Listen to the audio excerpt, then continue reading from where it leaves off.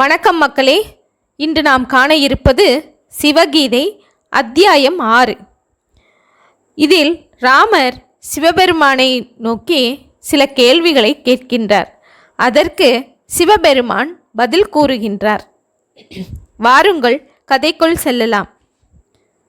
ஸ்ரீராமர் சிவபெருமானை நோக்கி, பகவானே, எனக்கு நீங்கள் சொல்லும் விஷயம் பெரிய ஆச்சரியமாக உள்ளது. சுத்த ஸ்படிகம் போன்று முக்கண்ணராக சந்திரனை சிரசில் சூடியவராக உருவத்தோடு இருக்கும் தாங்கள் வரையறுக்கப்பட்ட புருஷ வடிவம் எடுத்தவர், தேவியுடன் கூடியவர், பூதகணங்களோடு கூட சந்தோஷமாக இங்கே காணப்படுகின்றீர்கள். நீங்கள் எப்படி பஞ்சபூதங்களை ஆதியாக கொண்டு அசைவதும் அசையாததுமாகிய இந்த உலகமாகின்றீர்? உமக்கு என்னிடம் அனுக்கிரகம் இருக்குமானால் பார்வதிநாதரே, அதை எனக்கு கூறுங்கள் என்று கேட்கின்றார். அதாவது இங்கே நாம் பார்க்க வேண்டியது என்னவென்றால், சிவபெருமான் எல்லாம் நானே உலகை படைத்தேன், நான் தான் காக்கின்றேன், என்னால் தான் உலகம் அழிக்கப்படுகின்றது என்று கூறினார் அல்லவா? அதை கேட்ட ராமருக்கு இப்படி ஒரு சந்தேகம் ஏற்பட்டது. இவரை இதோ கண்ணால் பார்க்கின்றேன், இவருடைய ஒரு உருவம் இருக்கின்றது, அது இந்த அளவானது என்று நிச்சயிக்கப்பட்டதாக வரையறுக்கப்பட்டதாக இருக்கின்றது. 3 கண்கள், சிரசில் சந்திரன், அருகே தேவி, இப்படி இருக்கின்றார். இவர் பிரம்மஸ்வரூபமாக இல்லை, எங்கும் வியாபித்த நிலையிலும் இவர் இல்லை.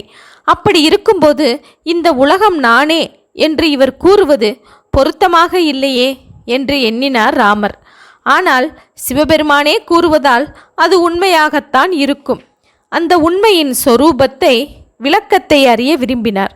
எனவே சிவபெருமானை பார்த்து விளக்கத்தை வினயமாக கேட்கின்றார்.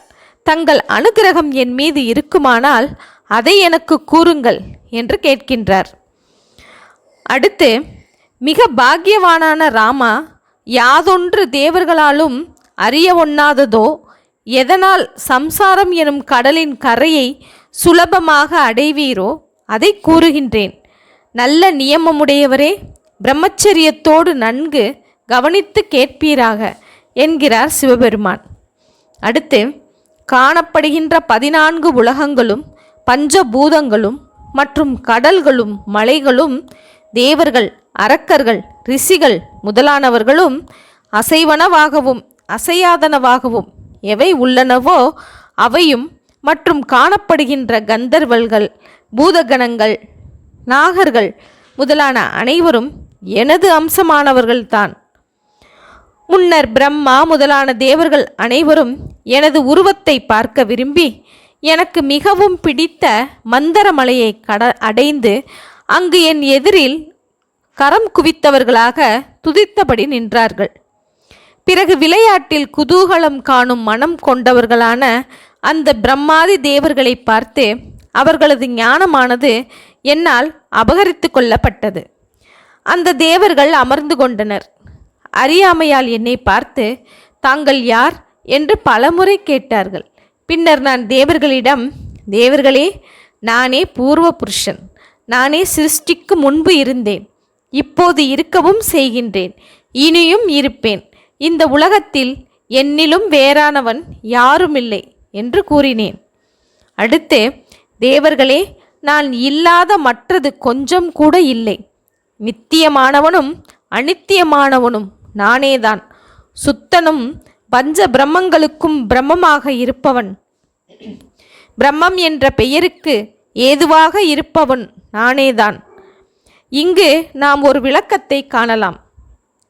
நித்தியமானவன் நான் என்றவர் அடுத்து அனித்தியமானவனும் நானே என்கிறார் சிவபெருமான். அழியாத ஒரு பொருள் எப்படி அழியக்கூடிய ஒரு பொருளாக இருக்க முடியும்? அழிவுக்கு உட்பட்டது என்றால் அது எப்படி அழியாதது, நித்தியமானது என்று கூற முடியும்? ஒன்றுக்கொன்று முரண்பாடாக தோன்றும் இந்த வாக்கியத்தில் சிவபெருமான் ஜீவ பிரம்ம ஐக்கியத்தை பற்றித்தான் கூறுகின்றார். என்றும் அழியாத பரம்பொருள் சிவபெருமான். இந்த உலகமும் இதிலுள்ள பொருட்களும் மனிதர் முதலான அனைத்தும் அழியக்கூடியவை. ஆனால் இந்த அழியக்கூடிய அனைத்திலும் சிவ அம்சம் நிறைந்திருக்கின்றது. அழியும் போது சிவ அம்சம் சிவத்திடமே போய் கலக்கின்றது. அழியக்கூடிய இவற்றிலும் தனது அம்சம் இருப்பதால் அனித்தியமும் நானே என்று கூறுகின்றார். அடுத்து சிவபெருமான் பேசுகின்றார். திசைகள் அனைத்தும் நான். தேவர்களே, தென் திசையில் உள்ளவையும் வடதிசையில் உள்ளவையும் கிழக்கு திசையில் உள்ளவையும் மேற்கு திசையில் உள்ளவையும் நானே. கீழும் மேலும் நடுவிலும் உள்ள அனைத்தும் நானே. சாவித்ரி காயத்ரியும் பெண்ணும் ஆணும் அழியும் த்ரிஷ்டுப் ஜகதி அனுஷ்டுப் பங்தி எனும் சந்தஸ்களும் 3 வேதங்களும் நானே என்கிறார். இங்கே விளக்கமாக நாம் பார்த்தால் மந்திர சொரூபமாகவும் தான் இருப்பதை விளக்குகின்றார் சிவபெருமான். சாவித்ரி தேவியும் காயத்ரி தேவியும் மந்திர தேவதைகள். த்ரிஷ்டுப் ஜகதி அனுஷ்டுப் பங்தி என்பவையெல்லாம் மந்திரங்களின் சந்தஸ், அதாவது தன்மைகள். த்ரிஷ்டுப் என்பது காயத்ரியின் தன்மை. இது 3 பாதங்கள் கொண்டது. ஜெகதி என்பது 12 அட்சரங்கள் கொண்ட சந்தஸ். அனுஷ்டுப் 8 அட்சரபாத சந்தஸ். பங்தி என்பது 6 அட்சரபாத சந்தஸ். மந்திர சபம் செய்யும் போது அந்த மந்திரத்திற்குரிய ரிஷியின் பெயரையும் சந்தஸ் என்ன என்பதையும் அந்த மந்திர தேவதையையும் குறிப்பிட்ட பிறகே ஜபம் செய்வது வழக்கம்.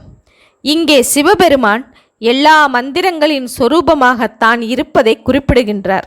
ரிக்வேதம், சாமவேதம், யஜூர்வேதம் என்னும் 3 வேதங்களின் சொரூபமும் தாமே என்று குறிப்பிடுகின்றார். மொத்தத்தில் வேதங்களும் மந்திரங்களும் மனிதர்களை எடுத்துக்கொண்டால் ஆண் பெண் அலி எனும் எவ்வகையினரும் அனைத்தும் தாமே என்று கூறுகின்றார். நான் சத்தியமானவன், மிகவும் சாந்தமானவன். மூவகை அக்னியும் நானே. உயர்ந்த தன்மை கொண்ட நான் உபதேசிக்கும் குரு. வாக்கும் குகையும் ஆகாயமும் உலகத்திற்கு ஈஸ்வரனும் நானேதான்.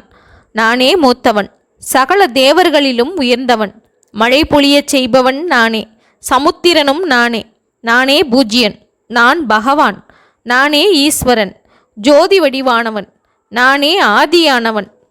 நானே ரிக் யஜூர் சாம வேதமாக உள்ளேன். நானே அதர்வண வேத மந்திரமாகவும் உள்ளேன். நானே பிரம்மா. நானே பிருகஸ்பதி. இதிகாசங்களும் புராணங்களும் நானே. பிரளயமும் நானே.